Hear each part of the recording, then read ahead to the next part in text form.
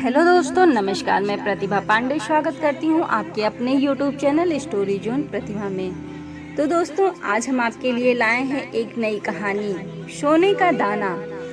तो दोस्तों, शुरू करते हैं कहानी। एक भिखारी एक दिन सुबह अपने घर के बाहर निकला। त्योहार का दिन है, आज गांव में बहुत भिक्षा मिलने की संभावना है। वो अपनी झोली में थोड़े से चावल दाने डालकर बाहर आया। चावल के दाने उसने डाल दिए अपनी झोली में, क्योंकि झोली अगर भरी दिखाई पड़े तो देने वालों को आसानी होती है। उसे लगता है किसी और ने भी दिया है। सूरज निकलने की करीब है, रास्ता सोया है, अभी लोग जाग ही रहे हैं। मार्ग पर आते ही सामने से राजा का रथ आता हुआ नजर आता है। सोचता है आज राजा से अच्छी भीख मिल जाएगी।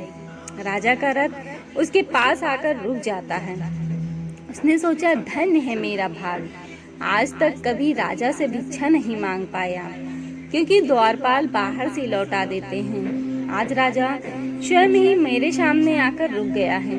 भिखारी ये सोच ही रहा होता है कि अचानक राजा उसके सामने एक याचक की भांति खड़ा होकर उससे भिक्षा देने की मांग करने लगता है। राजा कहता है कि आज देश पर बहुत बड़ा संकट आया हुआ है। ज्योतिषियों ने कहा है इस संकट से उबरने के लिए यदि मैं अपना सब कुछ त्याग कर एक याचक की भांति भिक्षा ग्रहण करके लाऊंगा, तभी इसका उपाय संभव है। तुम आज मुझे पहले आदमी मिले हो, इसलिए मैं तुमसे भिक्षा मांग रहा हूँ। यदि तुमने मना कर दिया तो देश का संकट टल नहीं पाएगा, इसलिए तुम मुझे भिक्षा में कुछ भी दे दो। भिखारी तो सारा जीवन मांगता ही आया था, कभी देने के लिए उसके हाथ उठा ही नहीं था। सोच में पड़ गया कि ये आज कैसा समय आ गया, एक भिखारी से भिक्षा मांगी जा रही है और मना भी नहीं कर सकता। बड़ी मुश्किल से एक चावल का दाना निकाल कर उसने राजा को दिया। राजा वही एक चावल का दाना ले खुश होकर आगे भिक्षा लेने चल दिए। सबने उस राजा को बढ़ बढ़ाकर भिक्षा दी, परंतु भिखारी को चावल के दाने के जाने का भी गम सताने लगा। जैसे तैसे शाम को वह घर आया। भिखारी की पत्नी ने भिखारी की झोली पलटी तो उसमें उसे भीख के अंदर एक सोने का चावल दाना भी नजर आया।